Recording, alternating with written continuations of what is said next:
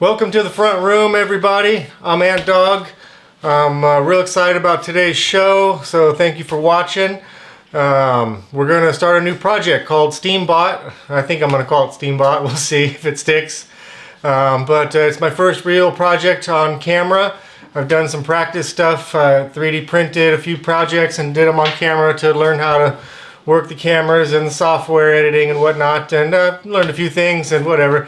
But now it's time to do a real project on camera, so we're going to go step by step from the welding all the way to the electronics and whatnot, and have a lot of fun. In this episode, we're only going to be building the bench that the robot is going to sit on, the spine for the robot, which is going to kind of serve as the whole main frame of it, and we're going to do a chest plate and a back plate. And that'll be all of this episode. We're going to do some welding and some cutting and some drilling. And yeah, it's going to be a lot of fun. So yeah, thank you for watching and clicking on the show. Let's take a look at the robot. This is Steampunk, the piano player man.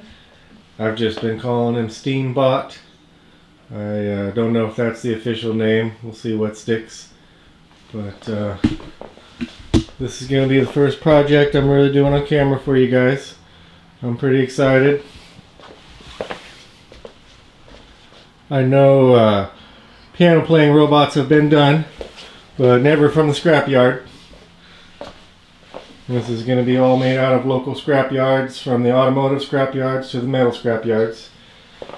But there's going to be some very strategic 3D printed parts, especially past the elbow, to protect the piano from crashes, to protect more expensive component from CNC crashes. You know, mechanical stuff's going to fail, and I don't want to damage anything, so kind of like what's going on here in this in-move hand. You know, it's got these plastic pins, so we're going to have some breakaway parts in this and some 3D printed pieces tucked into it, especially past the elbow. But other than that, it's going to be a scrapyard robot. After I get it mechanically working correctly, it's going to get a steampunk artistic layer, pipes and hoses and springs and gears and, you know, all kinds of stuff that don't have anything to do with the functionality, but are part of the art layer. So yeah, I'm pretty excited. Over here, check it out. This is going to be the electronics version 1.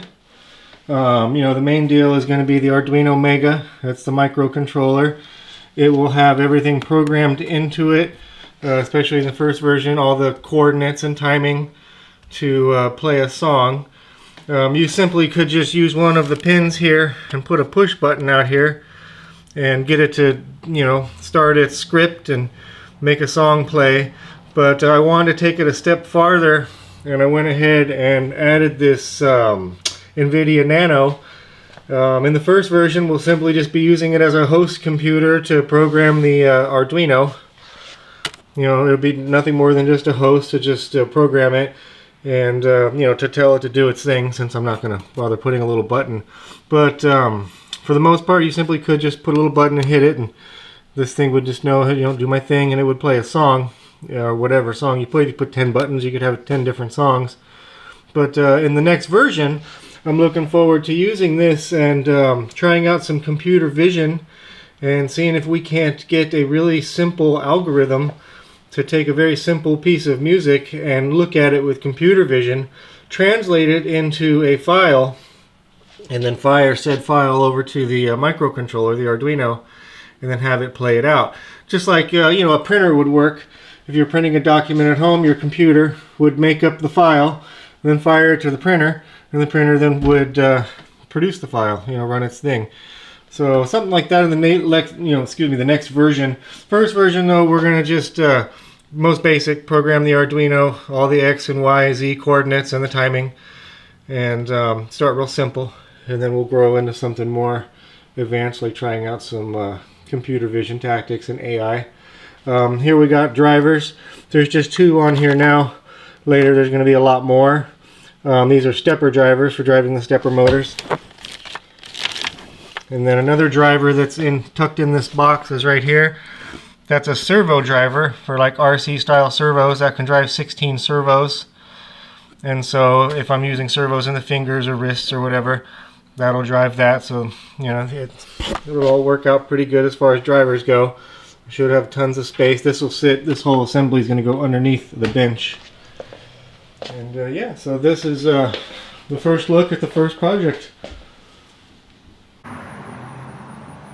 Well, here we are, guys, working on the bench for the steampunk piano player. Sorry about all the background noise with the traffic. Right now I don't have anywhere else to work with these heavy materials, but out here I can do the grinding and welding and whatnot. But check it out. The whole base of this thing needs to be extremely strong. I want a large center of gravity, and so I'm going really thick. I literally got these cannon barrels, beasts for the legs, lots of gravity there. Going really thick on the plate. We got, I believe that's 3/8, and so that's the plate size. And basically this is going to be the bench for the piano player, steampunk piano player, excuse me. And yeah, so I'm going with just a lot of weight here. I'm pretty much building it like a boat anchor. I'm hoping not to have to bolt the robot to the floor, so I'm hoping for this to be heavy enough. I'm also going to weld some bars right across here. It's going to be flat bar, and it's actually going to stick out far enough to where it'll go under the piano itself. So this robot will also have the weight of the piano sitting on that thick flat bar that's welded to this, and then also the weight of this. So I'm hoping that we get just tons and tons of rigidity from the robot. But yeah, right now what I'm doing is I don't really want to sand or disturb the metal too much. I've got all of this material, and all of the material I'm going to buy for this bot is going to come from the scrapyard, because I'm going for a steampunk look. And so yeah, I just kind of want to have the patina of the metal as is, but of course I don't want to have contaminated welds right here, so I got to clean this spot up, and done a bevel there so I get the weld in there nice and good, because we absolutely need strength here in order to get the repeatability and the accuracy for this bot is going to require. Everything just has to be super stable and very rigid, and so that's what we're going with here. Just tons of strength. Check it out over here. But right now I'm going to grind this a little bit more because it's not quite done, and then we're going to weld these guys here.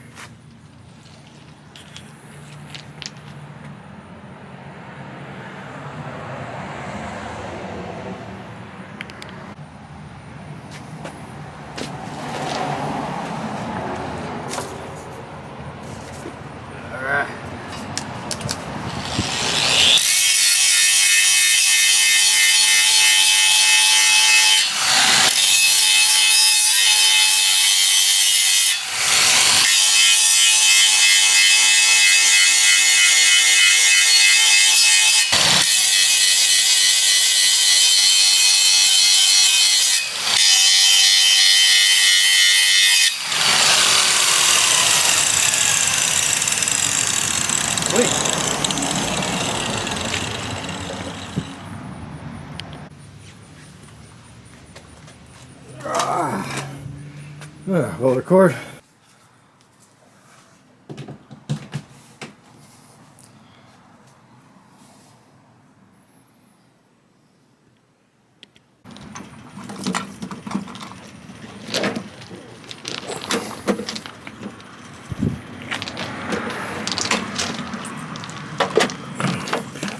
I got the welder. How could you not love the bottle holder? Alright. Get it good and tight there.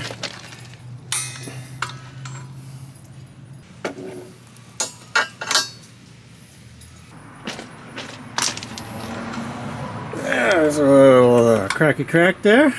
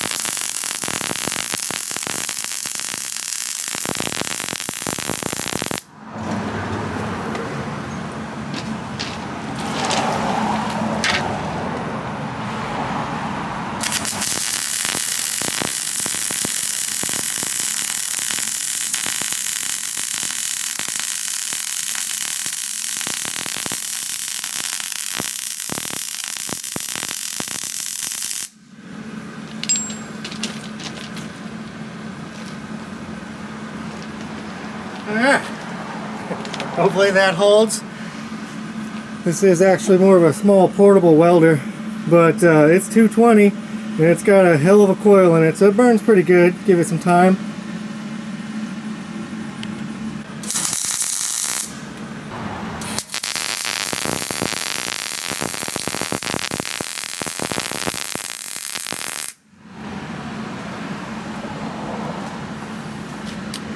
Sweet.